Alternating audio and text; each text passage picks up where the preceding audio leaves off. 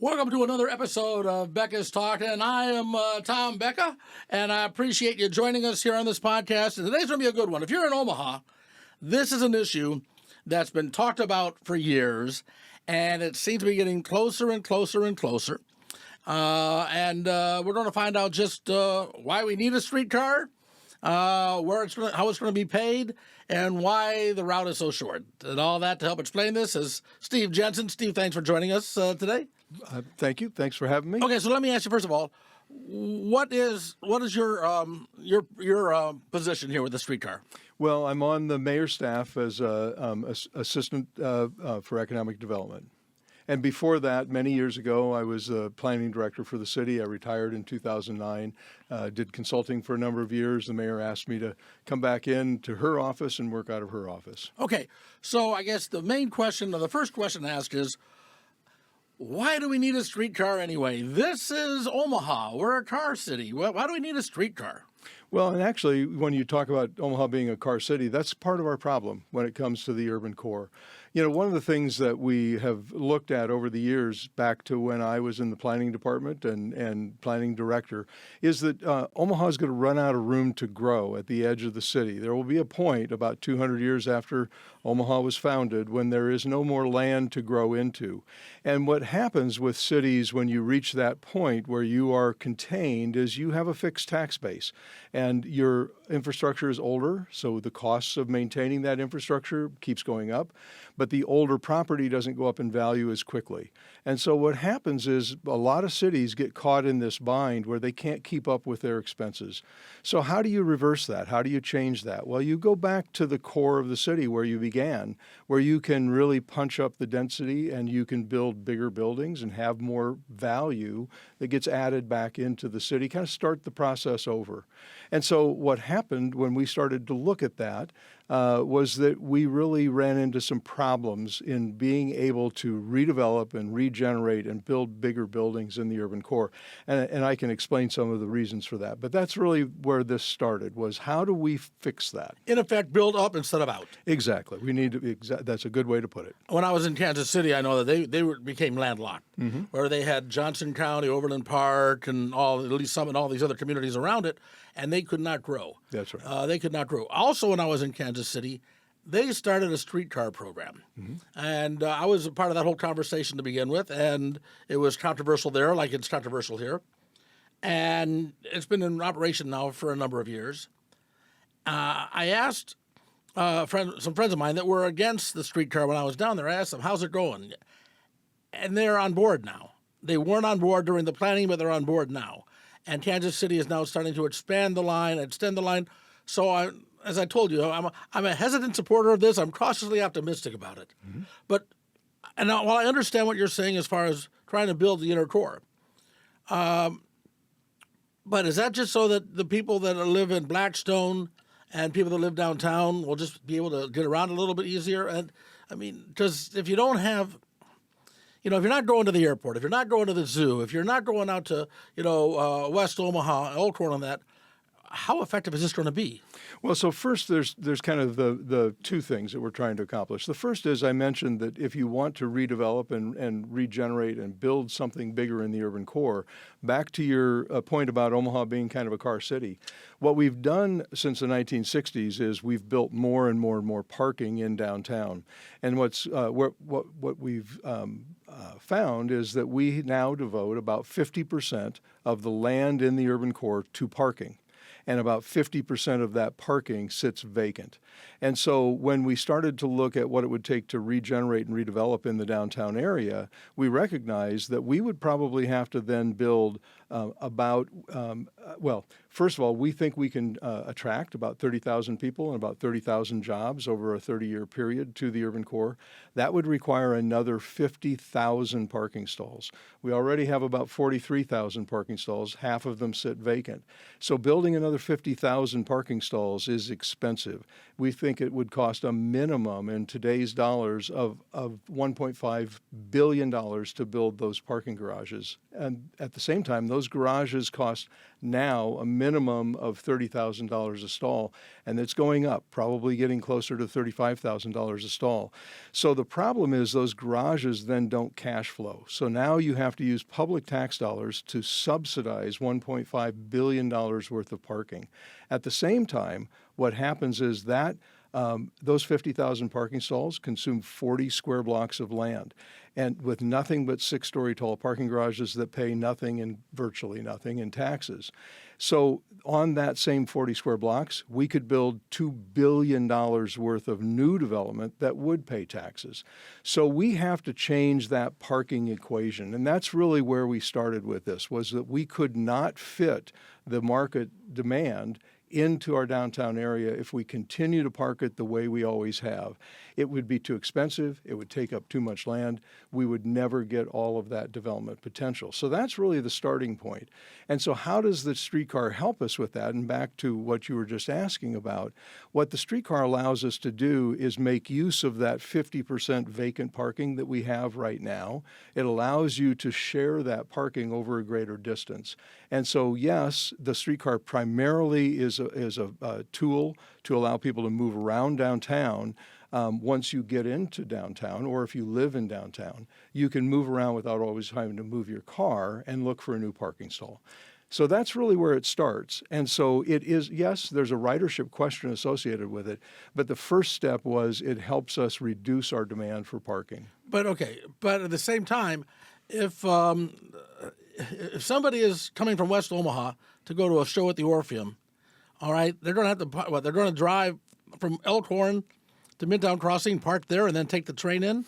And as far as the parking, as far as people that work in the area, if they live downtown, and they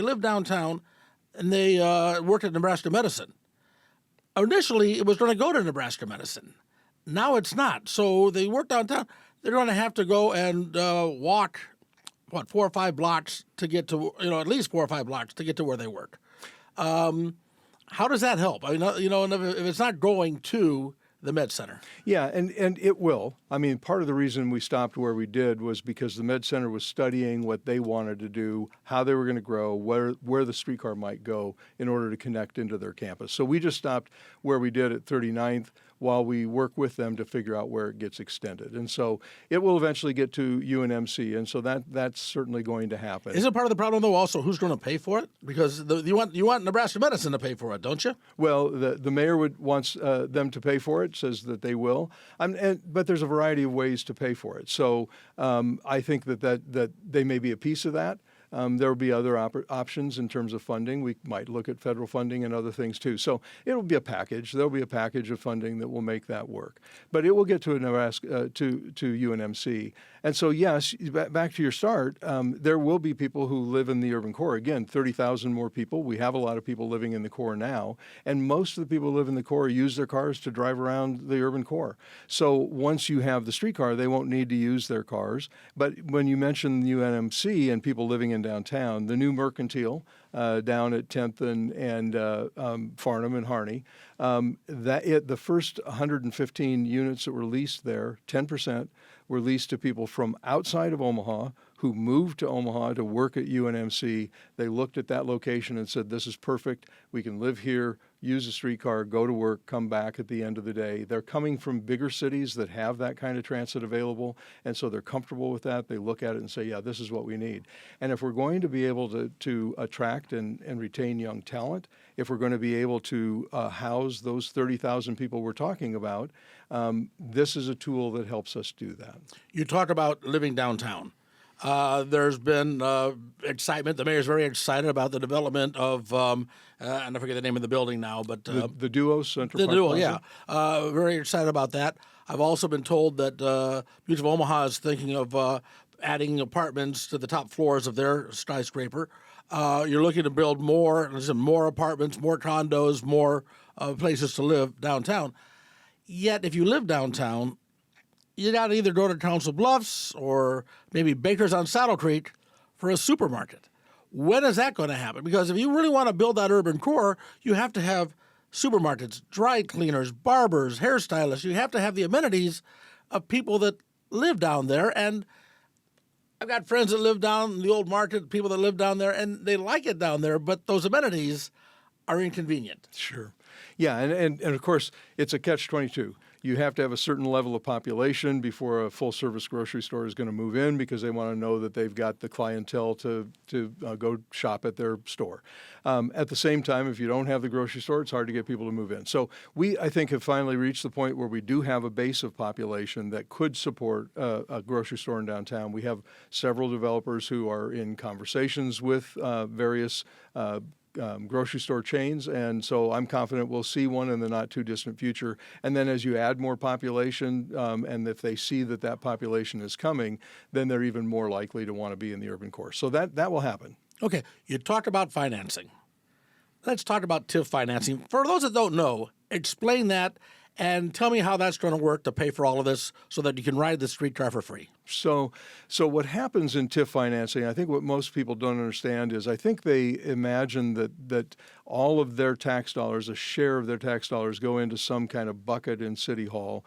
A developer comes in and says, I'm going to build in this area where I could take advantage of TIF, and then they tell us how much they want. We reach into the bucket and give them the money.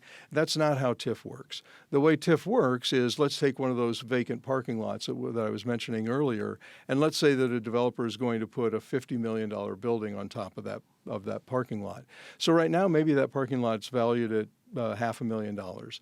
Now it's going to be valued at, let's say, $50.5 million. So it's going to increase in value by $50 million. What's going to happen then is that originally the taxes that were paid on that $500,000 were pretty low. Now that it's 50.5, the developer is going to be paying taxes on 50.5. So there's a $50 million increase in value that they are paying taxes on. What they're allowed to do is retain a portion of those taxes for their project and for other public improvements around their project for a period of 15 years, or depending on where it's located, maybe 20 years. And so they are able to use those dollars to then make their project happen. It's the tax dollars that they are paying, not someone else. And so TIF then really is all about that individual project paying for itself and using a portion of the taxes that they pay for a short period of time to be able to make their project work. Now, back to the streetcar. What happens with the streetcar, same thing. We'll take that same vacant parking lot, that same $50 million project sitting on top of it. So now you've got this $50.5 million.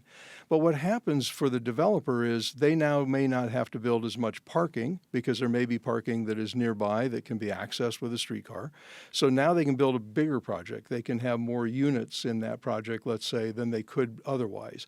They also don't have the expense of building all of that parking that they would otherwise build. So the amount of the size of their project gets bigger. The value of the project goes up. If it is, let's say, right next to the tracks, they might be able to charge more in rent than somebody who is maybe 6 blocks away from the tracks. So that's another bump in value because the value of their project is based to a great extent on how much their revenue they're taking in. How much money are they making on their project? So it's another bump in value. So there's two ways that the streetcar bumps the value of that project: more development, more units, and less expense for the developer, and perhaps a higher rent for that unit. So now that little bump that wouldn't exist but for the streetcar adds a revenue stream. The developer is going to pay taxes on that additional value. We're going to take a portion of that increased tax revenue and use that to pay for the streetcar. So at the end of the day, the only money that is being used to pay for the streetcar is money from income-producing commercial and multifamily property owners within about a 7-block, on either side, about 14 blocks altogether, on that 14-block corridor. If you don't own property in that corridor, you're not paying for it. If you don't own commercial or multifamily property of a scale, you're not paying for it. So single-family homeowners in that area don't pay. Condo owners don't pay. Duplexes, triplexes, only 4 units and up. So really the people who are benefiting the most from the streetcar are the only people who are paying for the streetcar. What if I already own, a bar or restaurant in Blackstone? All right, I own that. Business is good. Things are good. Now you're going to tear up the streets around there, make my business hurt a little bit. You know, we had the situation here in this neighborhood where you had the Rathsteller on Farnham, which is near Nebraska Medicine. They shut down a street for a number of weeks as Nebraska Medicine was working on their project. The Rathsteller never reopened. What do you tell those businesses? And then are they going to have to pay an extra tax, you know, because their property's going to be worth more now because of the streetcar? Are their taxes going to go up to help the TIF financing to pay for the streetcar? Well, two things there. The first thing is something that we're keenly aware of, and that is that when we do this work, we're going to be tearing things up for a period of time. And so one of the things that we are working on right now is how do we communicate with those property owners? How do we minimize the disruption? How do we make sure they can plan ahead, we can plan ahead? So that is something that we're doing right this minute to try and make sure that we can help them as much as possible so that they are able to continue to function while the streetcar is under construction. So that's a big piece of it. Will the value of that property go up? It probably will, and if it does, it's going to go up because they're doing more business. And so if it's not doing more business, then there isn't additional value. So the assessor wouldn't assess it for more. But assuming that they're doing more business, then yes, the value probably will go up, and they will probably pay more taxes. So the whole point of this is that sort of virtuous cycle where yes, they may pay more, but they're going to make more. I know that in Kansas City, you know, one of the things they did to really, you know, hype this up and everything was talk about how the businesses that were already there did so much better after the streetcar was built. What they don't talk about is how bad they were hurt during all the construction. So, you know, the numbers in that, when you say, you know, well, business is up, you know, 75%. Well, it was down, you know, 80%, you know, for 2 years while you're building the streetcar.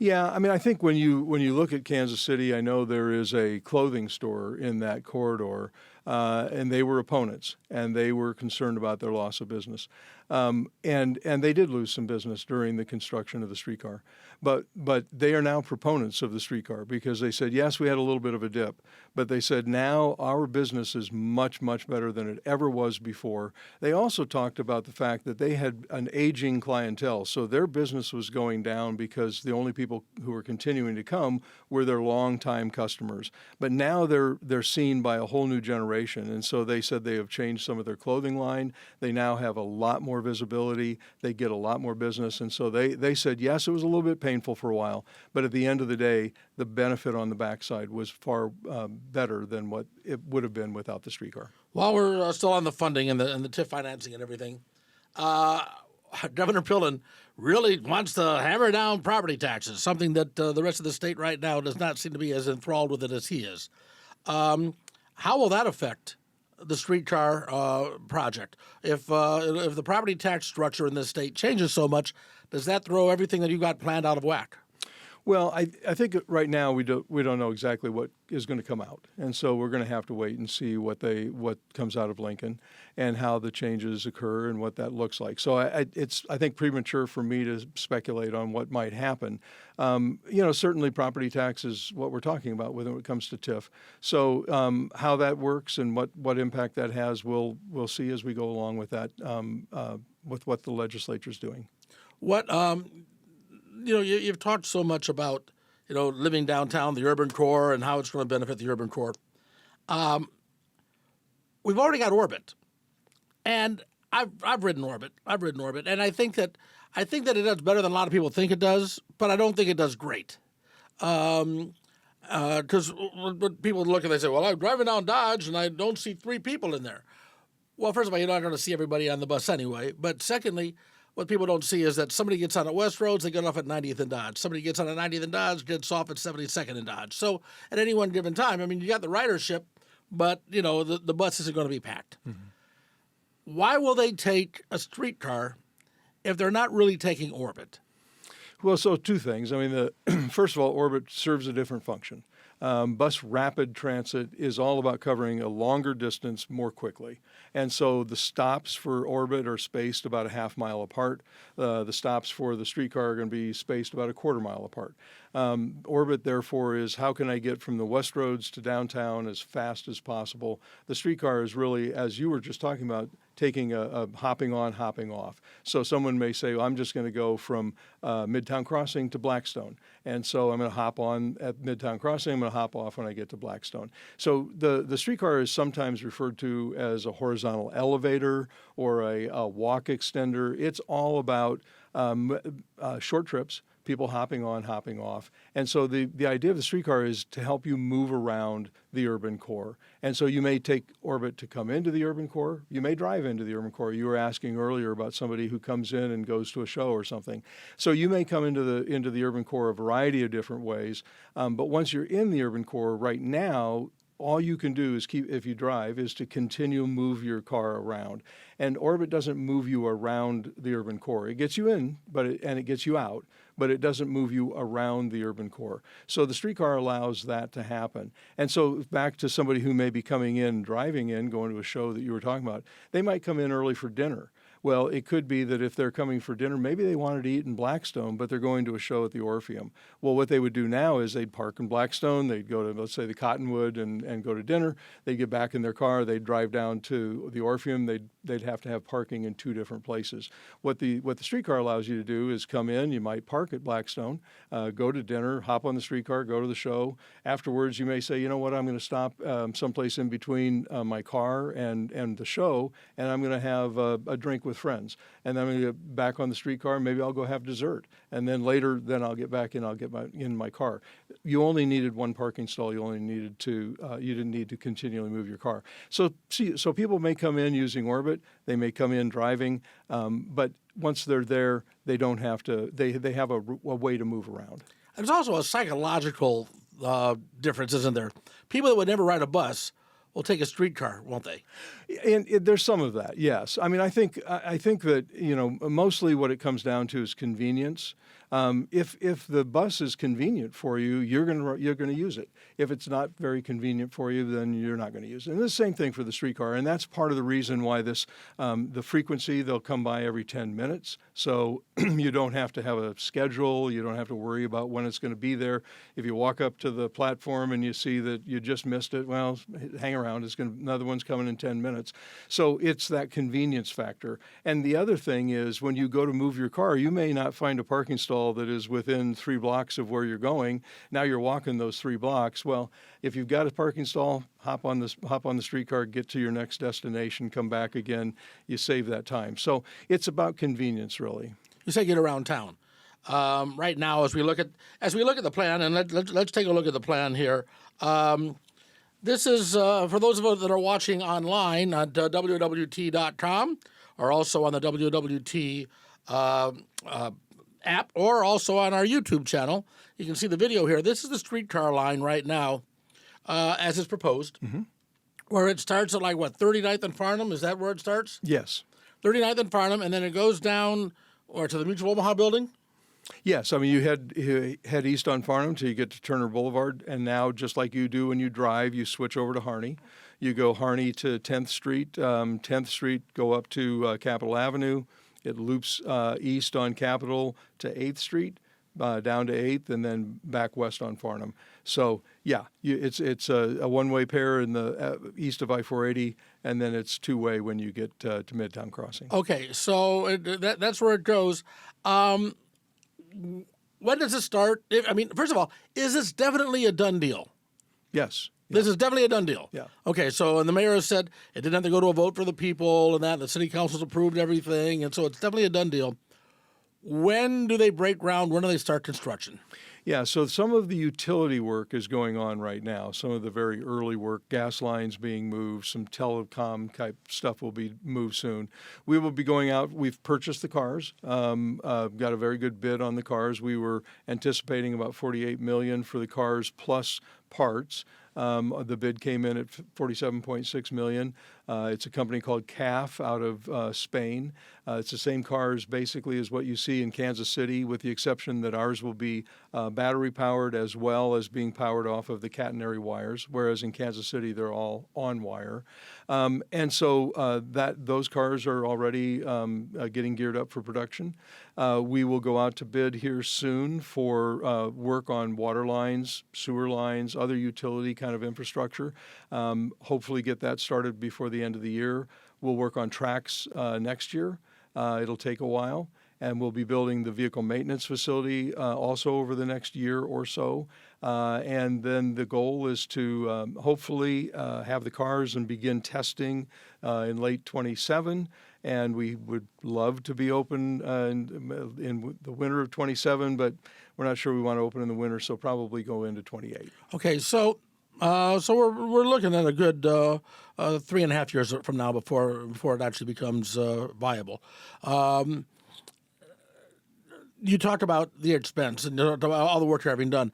The mayor held a press conference a while back where they talked about, this is going to cost us a lot more than we thought, but hey, look, our projections are showing it's going to have so much more revenue. It's going to have so much more of an impact. Mm-hmm.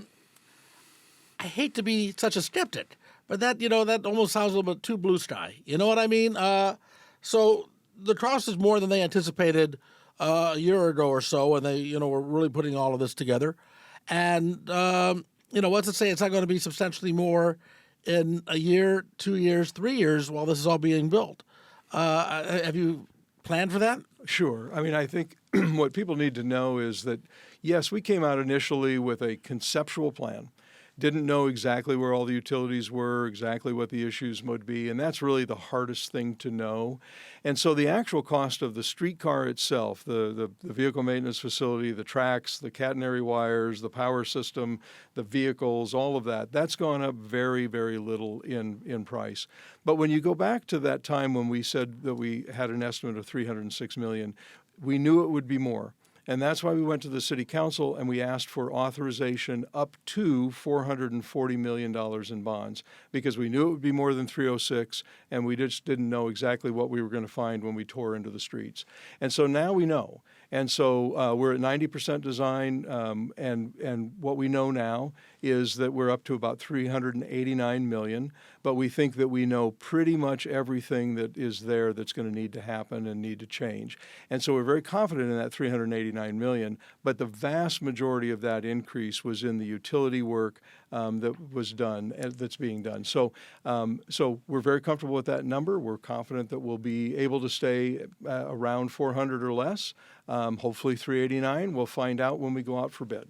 Did you not do the right due diligence to begin with then? Or is that just, because initially it wasn't going to cost that much. Although you were planning for it to be substantially higher, the first numbers that were thrown out were substantially lower than what you're talking about now. Well, again, we did the best we could do at that time. And like I said, the cost of the streetcar itself went up maybe about 18 to 20%. So not a huge increase over a 2 to 3 year period from our early estimates. It was, and when you look at inflation for construction in general, it's gone up about that or more. So the streetcar itself, we had a really good handle on. What we didn't know was utilities. And just to put it in perspective, we asked MUD what the cost would be on gas and sewer work. Their estimate back when we were at 306 was $10 million. Now that they have had a chance to really look at it and we've looked at what that's going to look like, the cost now for the water and gas line work is around $43.3 million. So that's where our increases have been. In the case of OPPD, similarly, we didn't really know. We had a very low number to begin with. It has gone up significantly, and so it's up around $31 million now, which is a big increase. But part of what's happened with OPPD that's interesting is that their increase is not so much because there is additional work that must be done because of the streetcar. Their increase is because they're saying, oh my gosh, you have billions of dollars in development coming. We don't have the capacity to serve billions of dollars in development. We can wait until the buildings show up, but if we do that, we're going to tear up the tracks, we're going to tear up the street, we're going to put in brand new infrastructure. Wouldn't it make more sense to do that now? And so what we did was we bit the bullet and we said we could just minimize our expense, just build the streetcar. But then what would you be saying to me in a podcast a few years from now if the sewer line fell and we have a big hole in the ground, or a water line broke, or whatever? So we just decided, let's get that work done now. Let's bite the bullet and get it out of the way and get all new infrastructure so that we don't have to worry about it. Okay, so pretty much we're getting ready to wrap this up.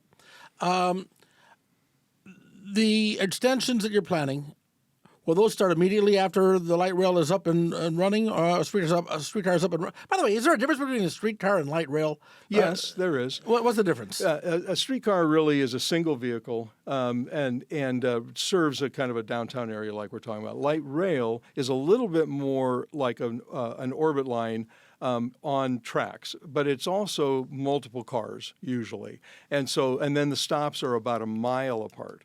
So a light rail line, so let's say that you did a light rail line from West Center, the 180th and West Center, and ran it down the middle of West Center and then all the way into downtown.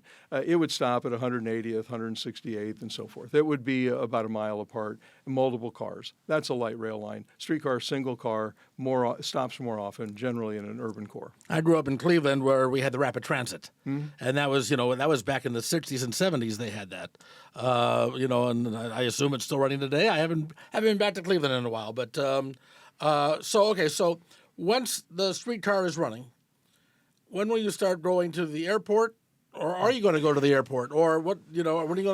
When will Nebraska Medicine commit? When will all of this take place? Any idea? Yeah, so a good question. And so back to the extensions, we applied for a federal grant to study an extension to North Omaha. We received that. So we're actually in conversation right now with the feds to begin that study. It'll probably start next spring. When you're using federal money, and when you get out of this urban core area, we would need to start using federal money. That process is much longer and takes time. So we're beginning that process, looking for an extension into North Omaha. But again, back to why we stopped short, we're also working with UNMC. They're pretty clear on what they think would work now. So now we can begin to look at what that extension looks like. The other thing, we didn't know what we wanted to do exactly going north on 10th Street and maybe going out to the airport. So the original plan was to have a single stop, a dead-end stop right in front of the Arena Convention Center, but never to extend it. We now have decided maybe we do want to extend it on eventually to the airport. So that's not really the place to put it, which is why we pulled back to 10th and Capitol. So we'll continue to apply for federal grants and see what we can find, and if we get the grant, we'll start studying those extensions. And Council Bluffs wants to get in on this too, don't they? Yes, they do. They're in the process of their federal study right now.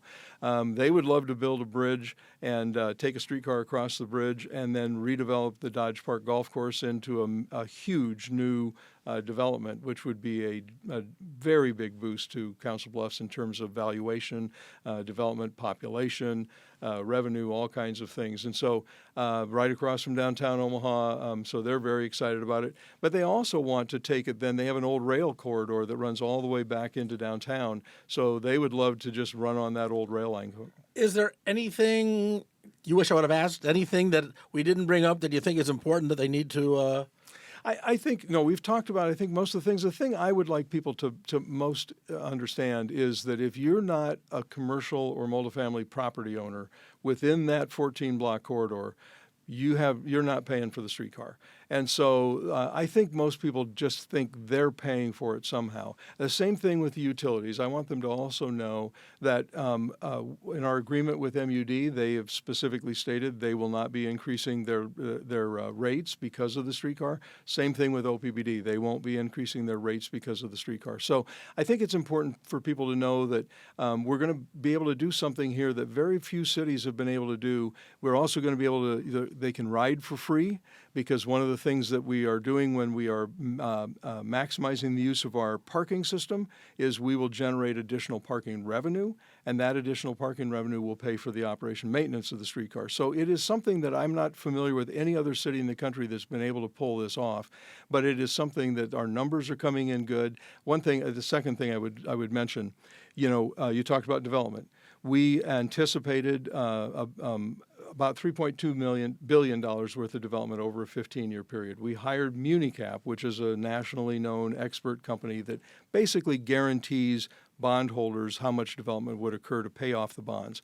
They came in, said about $2 billion in development. We're already at 1.3. By the end of this year, we'll be at about $1.3 billion worth of development, either already underway or in the pipeline coming online. So we are far ahead of where we thought we would be in terms of generating revenue for the streetcar.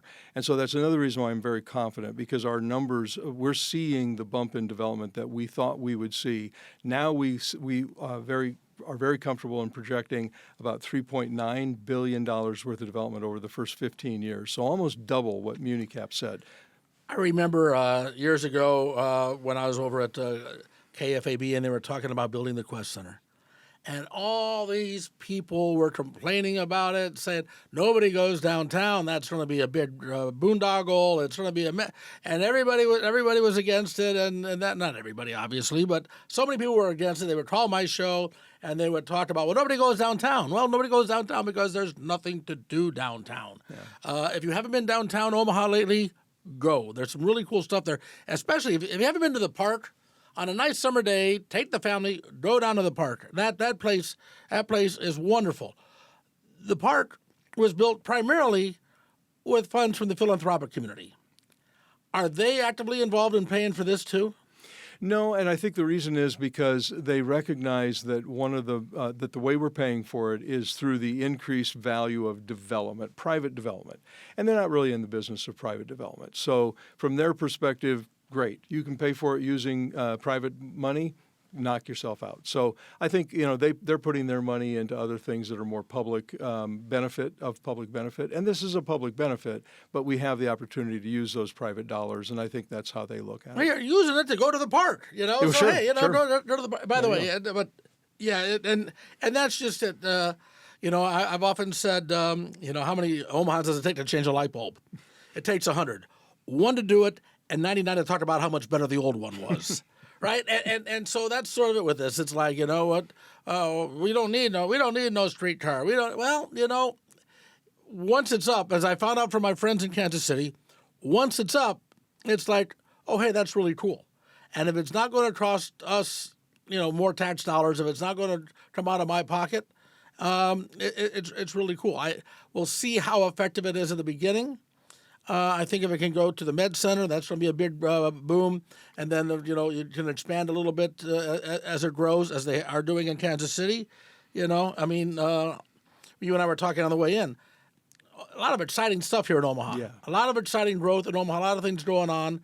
And, it's fun to see it happen. Yeah. So I look forward to the streetcar, and I really appreciate your time to try to explain all this stuff because, I go around town, I hear people talking about it, and, some are, I don't know why we need it, and others are like, I don't know anything about it. So hopefully this is a way to help sell the idea, help explain it, and help you move forward. And thank you. And if I could say, the mayor has said that if there are groups out there that want to hear about it, contact the office. She's happy to come and talk to people. And at the same time, go to omahastreetcar.org. There's a lot of information there. omahastreetcar.org. Also, as I said, if you're listening on just one of the audio podcast venues, one of those platforms, we're also available now. The video is online. You can see my ugly face. Go to WOWT.com or the WOWT app. Steve, thank you very much for your time. You're welcome. We will see you again. All right, thanks. See you next time with another episode of Beck is Talking. Bye, y'all.